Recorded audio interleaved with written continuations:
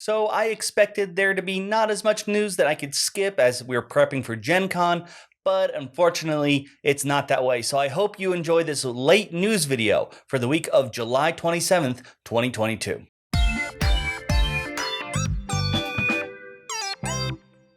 Going on to some industry news, first off at GAMA, the president, Kyle Primus, has stepped down. It's interesting because he was actually elected as president during, I believe, a restructuring back in April, but it seems that just the time commitment, what's going on, he is unable to fulfill the role. And to my knowledge, it's a voluntary step down. And right now they do have someone else acting as the interim president.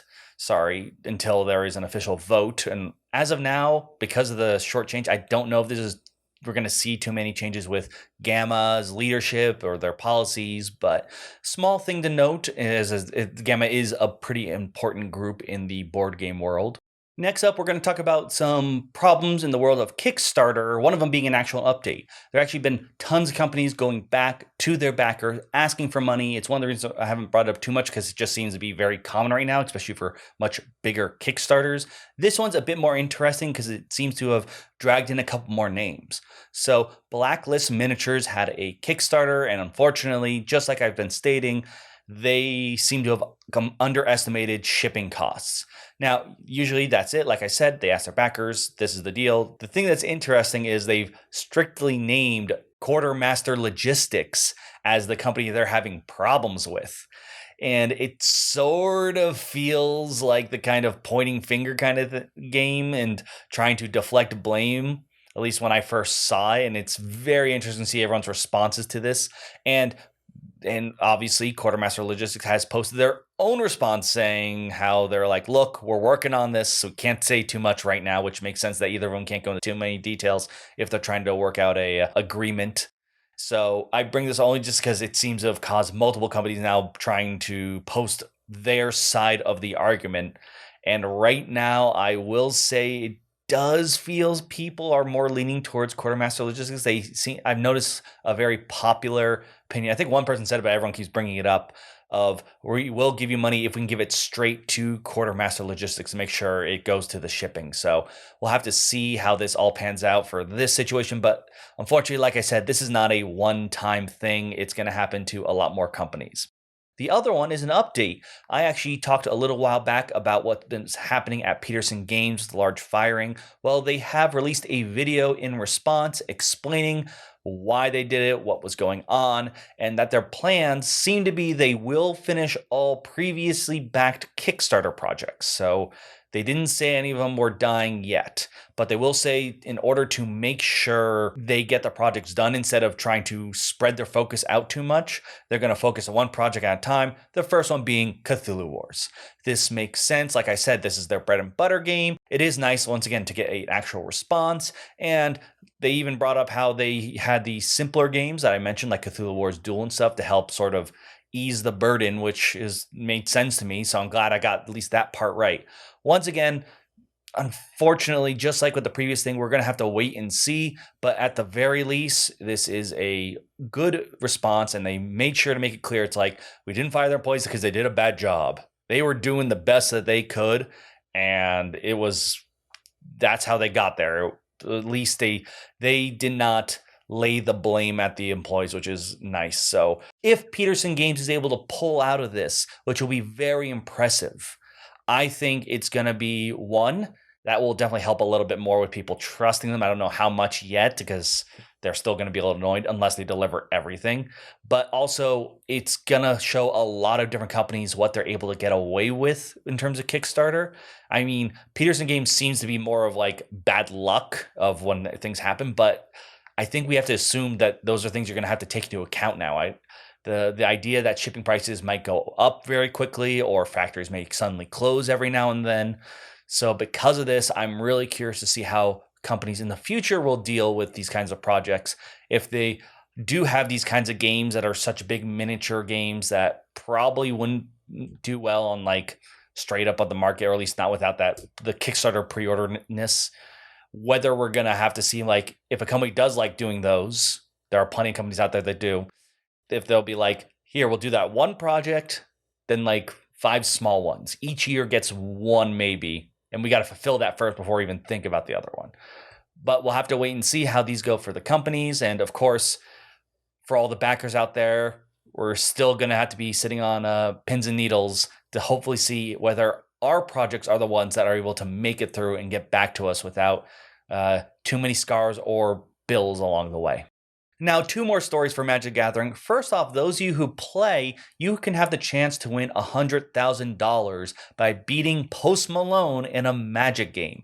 It seems that he is running this contest where, regardless of skill level, you can enter, I think, by watching one of his streams. And then, if you are selected, you will not go against him right away. You're actually going to be coached by a pro Magic player before you go against him, and then have that chance to win that prize money. Either way, I mean, we've been seeing Post Malone a lot in the Magic community in a very good way. He seems to be, I first saw him more in Pokemon, but it seems here he's very excited. He enjoys the game. I liked, a lot of people were shocked that he got a Black Lotus, but I'm like, well, if he has the money and he likes Magic, well, that's something you would do, right? So it seems that he's come up with a really fun way to try to get people, regardless of skill level, at least feel like they have a chance to enter, win this money, have a fun time. And I'm sure it will do very well for the live streams for both the entering and the actual gameplay. So go in there and see if you can win the money, I guess. The other story I want to talk about is Unfinity, the joke set. The reason I want to talk about this is, so the joke sets, they usually have a funny thing going on because they do something that would not make sense in an actual card game. And this one's big theme is stickers. These stickers are supposedly post-it note stickiness, so they can come on and off, but most of them are actually going to be legal in the outside of the joke format. It used to be most of the joke cards were in their own little bubble outside of casual play, which is the best way to play them. And this has brought up a lot of issues like, what are the stickers? What's the legality? Does this ruin the pricing when it comes to singles? Because that's what Magic the Gathering tends to be about with a lot of people. And I really find this interesting because when I think of stickers and cardboard, I think of legacy games, which tend to be a lot hotter a few years ago. And to my knowledge, Magic sets tend to be developed, I think it's like 5 years, if I'm recalling correctly, in advance. What we see has been in development quite some time. So I'm really curious whether this unset was the site of legacy games when they were hotter in the board game world, and like, why don't we take that? And now, they're not as high. Even the new Star Realms legacy game has an option of non-sticker version of cards, so you don't have to write and make stickers on cards. Either way, it's something I found very interesting from seeing from the board game perspective, and just curious how our board game trends have affected Magic trends versus the other way around. Now let's get into announcements. There are a ton, which is to be expected as we approach Gen Con, so let's get right into it. First off, we have 3,000 Scoundrels. This is from Unexpected Games, same company that did the initiative, which I love. This one seems to be a weird mix of engine building and bluffing. You're actually going to try to bluff your opponents by also crafting your Scoundrels, and so I guess that's 3,000 is the amount of combination you get. Seems, according to it, to use the clear card system, something akin to Mystic Veil. So definitely very curious to see how this goes, even though bluffing is not my best forte. Then we've got a new CMON game we don't have any pictures of yet, but I thought it was worth mentioning. It takes place in the Stranger Things world, so I expect to see some really nice miniatures of not only the characters, but some of the excellent monsters from the show. Then from Direwolf, we have another expansion for Dune Imperium, this one with the subtitle Immortality. This one will have you deal with a faction, the Benetalax. I'm not sure if I'm saying that right, but it seems to add a bunch of really cool stuff. They get a new track. You're going to be a research track. You're going to be moving up along as getting influence with the faction, though apparently they're very shady, so we'll see how well that track goes.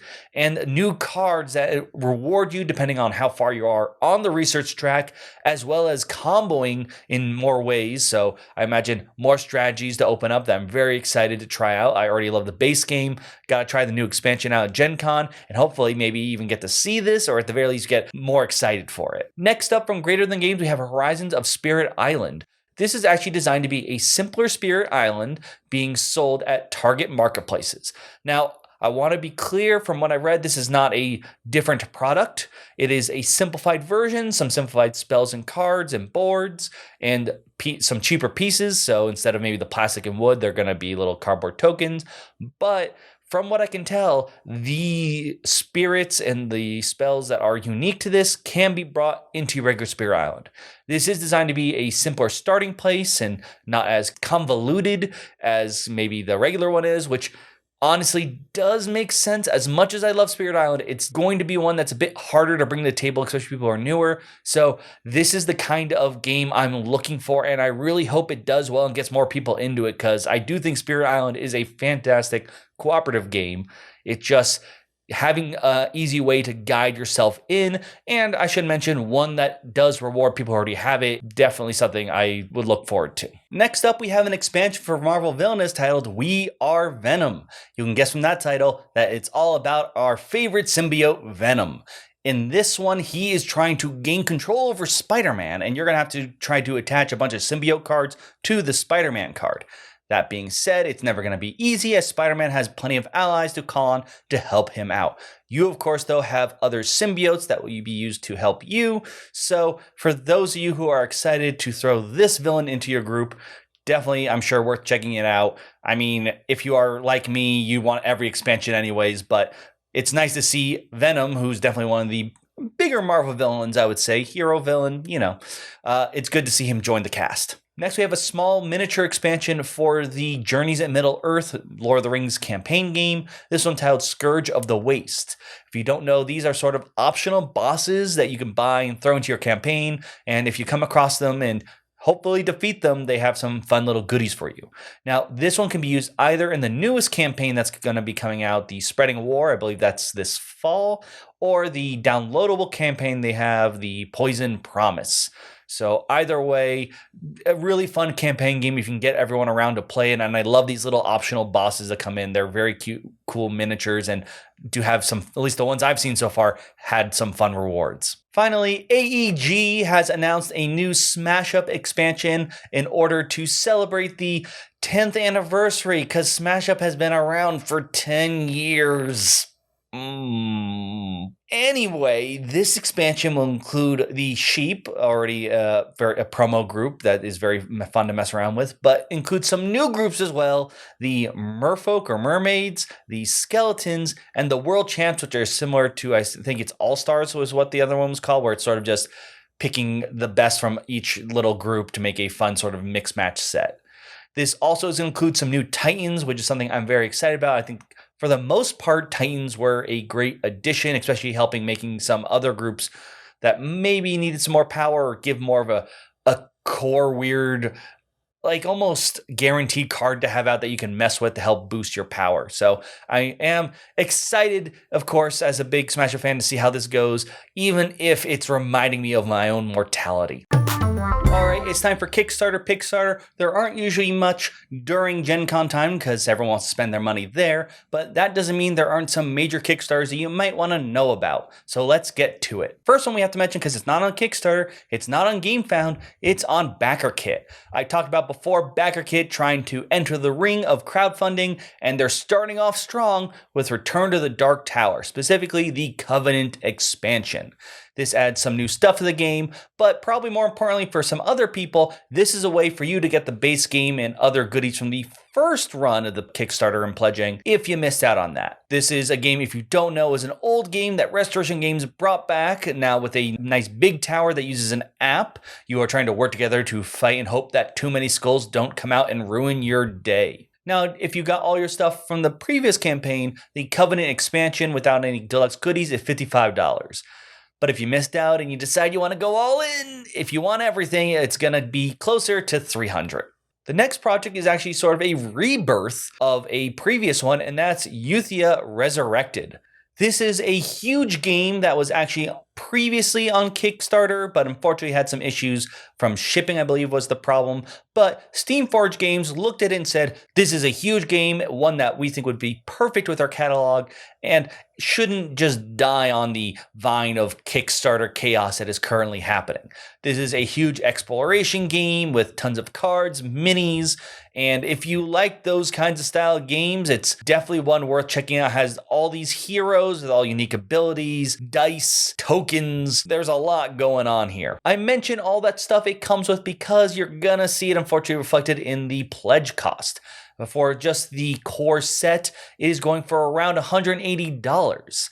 There, of course, are some expansions and other stuff you can throw in, but there's also a pledge level if you back the previous project that is cheaper. So wherever you land, you can see if this is something that is worth it for you.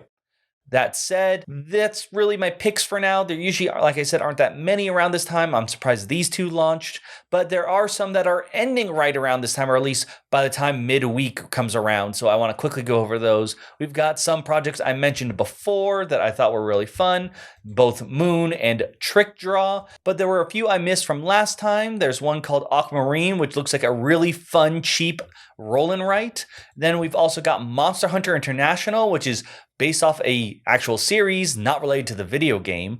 And this is from Everything Epic Games, a company that I've always enjoyed and does story very well, though this one seems to be more of a PvP focused experience, though it does, I believe, have some single player aspects as well. So that is everything though for this week. I'm really sorry that it is late. This is on me. I thought I might be able to skip this week just because prepping for Gen Con and thought everything would be announced then, but I was completely wrong. I'm really sorry, guys. It's 100% on me. But you can let me know what your thoughts on are all these stories. Are you one of the people who have backed a project, whether it's one I talked in the story or not, that you are now being asked to pay extra for? And of course, with all the announcements, are you excited for any of these games? I'm sure I missed some. There's just so much going on, and hopefully I'll maybe even get to see some of these at Gen Con. You can find out if I did when you tune in during the week. I'm going to have live streams where I discuss what I did each week, and that way you can just ask me directly or be like, Will, why didn't you stop by this booth? You got to go there tomorrow, right? And I probably will. That said, there are a lot of people I'm going to be meeting and talking with, and you can find out about them each night during Gen Con. But for now, thank you so much for watching. Please, of course, do the usual like and subscribe. And you think if there's someone who might be interested in one of these stories, share it with them. But for now, I'm wait to see your comments down below. And I'm Will, and this has been Roll for Crit.